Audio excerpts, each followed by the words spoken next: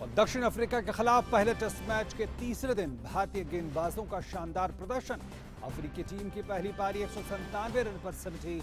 मोहम्मद शमी ने झटके 5 विकेट।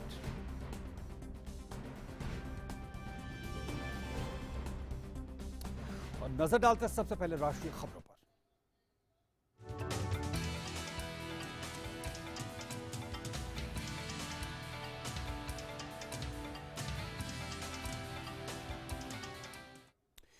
देश में कोविड-19 के नए वेरिएंट ओमिक्रॉन के मामलों में बढ़ोतरी देखी जा रही है। देश में ओमिक्रॉन के अब तक 781 मामले सामने आए हैं। राहत की बात यह है कि इनमें से 241 लोग संक्रमण को मात देकर स्वस्थ हो चुके हैं। देश में अब तक 21 राज्यों और केंद्र शासित प्रदेशों में ओमिक्रॉन के मामले सामने आ चुके हैं। ओमिक्रॉन वेरिएंट के सबसे ज्यादा मामले अब तक दिल्ली में सामने आए हैं, जिनकी संख्या 238 है। वहीं महाराष्ट्र में अब तक 167 लोग ओमिक्रॉन से संक्रमित हो चुके हैं। वहीं केरल में 65, तेलंगाना में 62, राजस्थान में 46, तमिलनाडु और कर्नाटक में 34 मामले सामने आ चुके हैं। स्वास्थ्य और परिवार कल्याण मंत्रालय के मुताबिक देश भर में पिछले 24 घंटों में 9,000 से ज्यादा मामले दर्ज किए गए हैं। वहीं पिछले 24 घंटों में 7,347 मरीज उपचार करवाकर स्वस्थ हो चुके हैं, जिसके बाद देश में रिकवरी दर 98.40% हो गई है। वहीं साप्ताहिक पॉजिटिविटी रेट वर्तमान में 1% से भी कम यानी 0.68% दर्ज की गई है। वहीं दैनिक पॉजिटिविटी रेट वो भी 1% से कम है, 0.79%। और कोविड महामारी के खिलाफ सबसे प्रभावी हथियार के रूप में शुरू किए गए टीकाकरण अभियान के तहत देश भर में अब तक 143.15 करोड़ से अधिक टीकों की खुराकें दी जा चुकी हैं। वहीं पिछले 24 घंटों में 64,61,000 से अधिक टीके लगाए गए। और दिल्ली में कोविड के बढ़ते संक्रमण के कारण school, college, cinema hall, gym, multiplex, banquet hall, auditorium और स्पोर्ट्स कॉम्प्लेक्स तत्काल प्रभाव से बंद कर दिए गए हैं।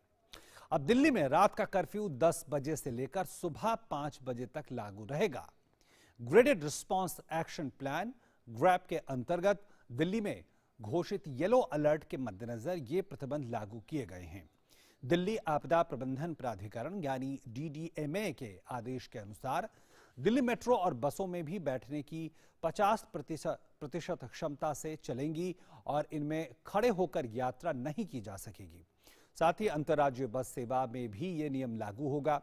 राजनीतिक, धार्मिक और त्योहारों के समारोहों पर प्रतिबंध लगा दिए गए हैं। अंतिम संस्कार और विवाह कार्यक्रम में अधिकतम 20 लोग शामिल हो सकेंगे। शादी केवल घर में ही की जा सकेगी। मॉल में दुकानें ऑड इवन के आधार पर खुलेंगी। और कड़े प्रतिबंध के बाद आज दिल्ली मेट्रो स्टेशनों पर काफी भीड़ देखने को मिली।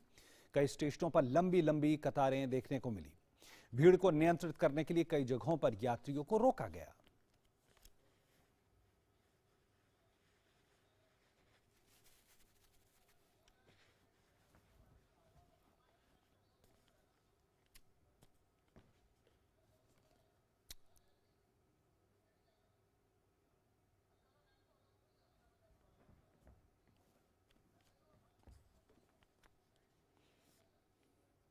तो यात्रियों को परेशानी तो हो रही है, लेकिन इस वक्त बड़ी बात यही कि ओमिक्रॉन या कहें कोविड का जो संक्रमण, उसके लिए हम कितने तैयार हैं चुनौतियों के लिए।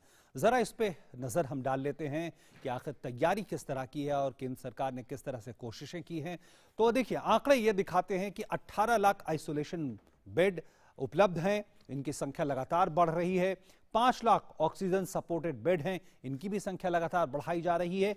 1,40,000 ICU बेड हैं, ये भी लगातार इनकी संख्या बढ़ाने की कोशिश हो रही है।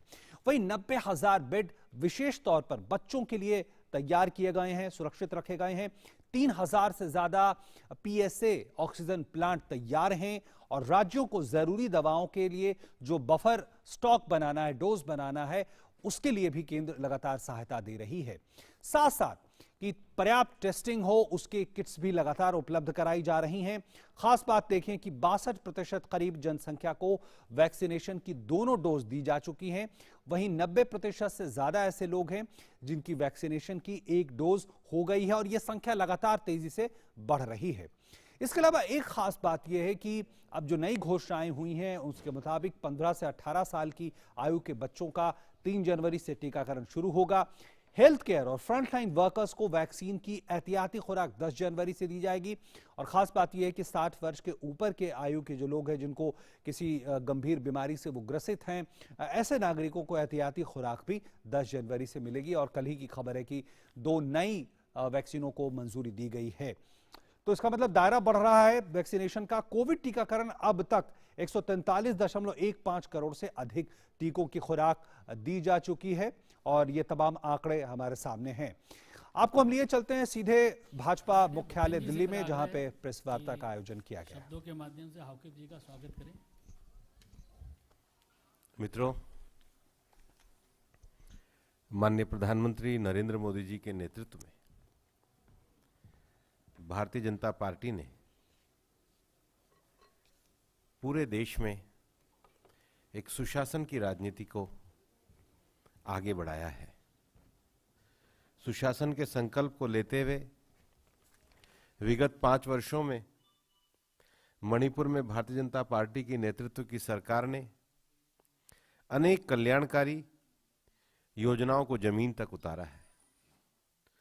जो मणिपुर एक समय कांग्रेस के कुशासन के कारण पूरी तरह भ्रष्टाचार से त्रस्त था,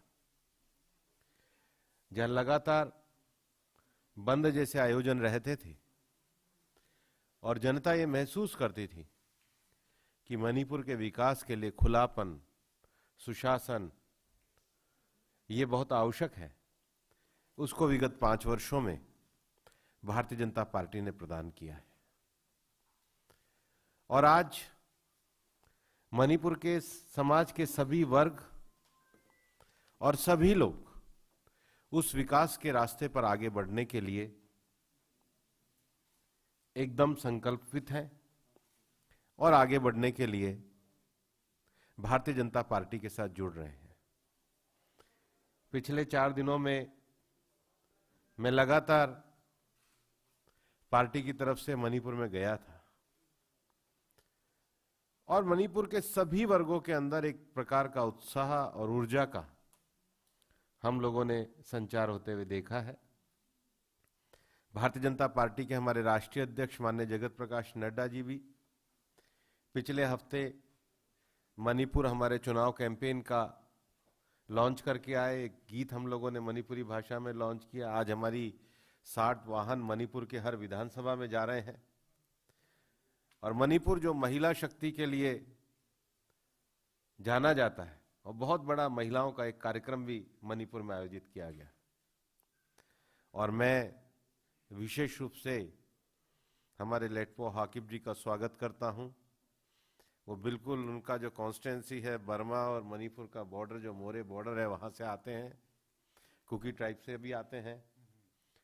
और ना केवल कुकी ट्राइब के हमारे मजबूत साथी हैं, बल्कि बहुत अच्छे, जैसा संबित जी ने बताया, अंतर्राष्ट्रीय स्तर के खिलाड़ी भी हैं।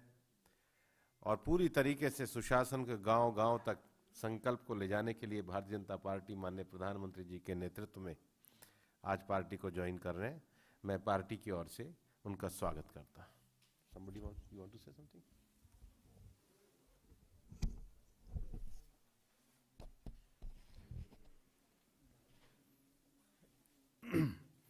As India is a metropolitan community, हम हिंदी में भी और इंग्लिश में भी कुछ कुछ बातें करना चाहता हूँ कि आज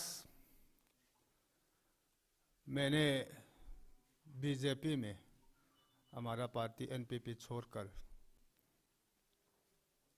ज्वाइन करने में फैसला किया है, क्योंकि मैं समझता हूँ कि ये प्रधानमंत्री जी, मोदी जी और अमित शाह जी का नेतृत्व में हमारा नॉर्थ ईस्ट और देश मणिपुर और विकास तरक्की कर सकता है। इनका कहना है सबका साथ सबका विकास, सबका विश्वास और सबका प्रयास, वही मूल मंत्र है जिसके द्वारा प्रधानमंत्री जी एक